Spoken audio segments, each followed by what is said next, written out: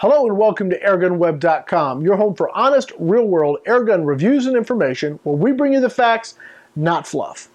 Last month, I took an initial look at the BSA R-10 MK2. Now, I've done a little more testing, and I gotta tell you, things have gotten a lot better. This is one really nice airgun. With the right pellet in hand, it's now time to take this review to the next level. Let's go ahead and get started.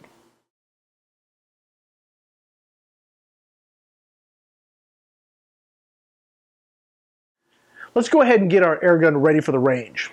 Now, the first thing I want to do is get the barrel cleaned out. Now, cleaning the barrel of any airgun with an integrated suppressor is really always a puzzle. Fortunately, the shroud containing the suppressor components is pretty easily removed. But you need to be careful when you unscrew it from the receiver and pay close attention to not bend the shroud or otherwise damage the rifle in the process.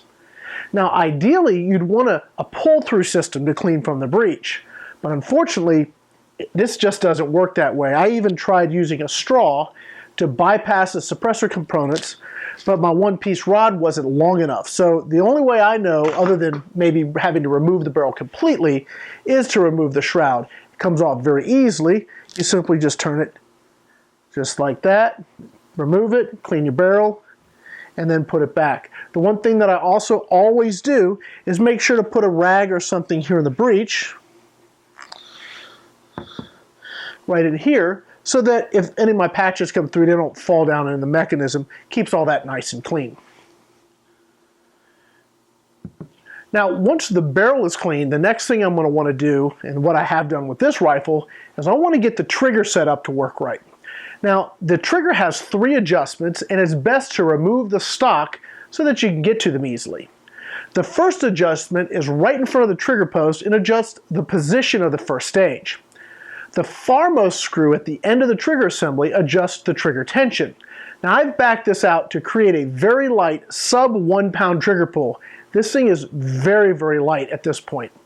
The middle adjustment is held secure by a secondary locking nut and adjusts the rear engagement of the second stage. You really don't want to adjust this unless you're an accomplished airgun technician, because improper adjustment can result in the gun accidentally discharging, causing property damage, serious injury, or death. Seriously, don't mess with that adjustment. With the tension reduced and the first stage position adjusted, it's time to get in some trigger time.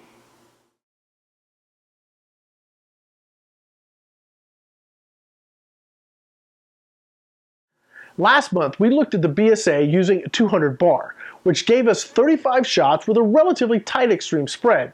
Shot count increases to 45 when you fill up to that 235 bar. Now, we also were using the 8.4 grain JSBs, which were a little too light. So now I'm using the JSB heavies, and they go at about 849 feet per second and had an extreme spread of only about 50 feet per second across that 45 shot string. Now, with all this data in hand, I decided to just go for it at 50 yards and see what I got. I set up several cameras to capture the wind conditions as it was really windy. Here are 2 groups of 10 shots each.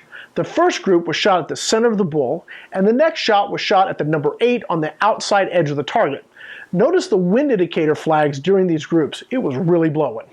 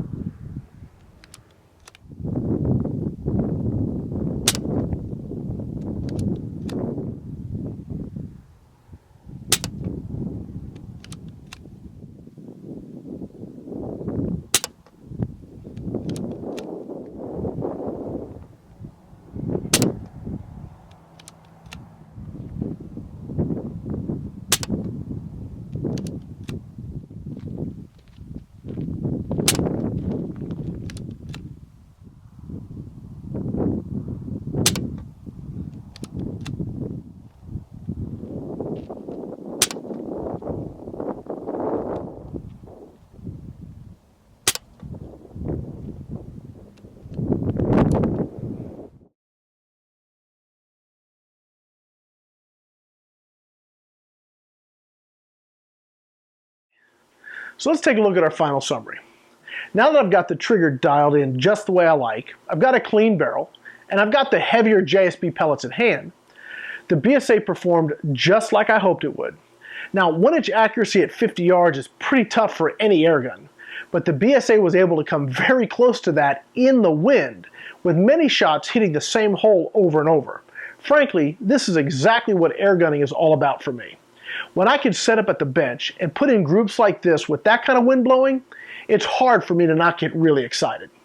Especially considering this is a 177 and not a 22 or 25 caliber airgun. Now that we've seen what it does on paper, it's time to take it out and see how it can do on some field targets. So stay tuned to part 3, where we're going to go set up a simulated field target course and see how it does.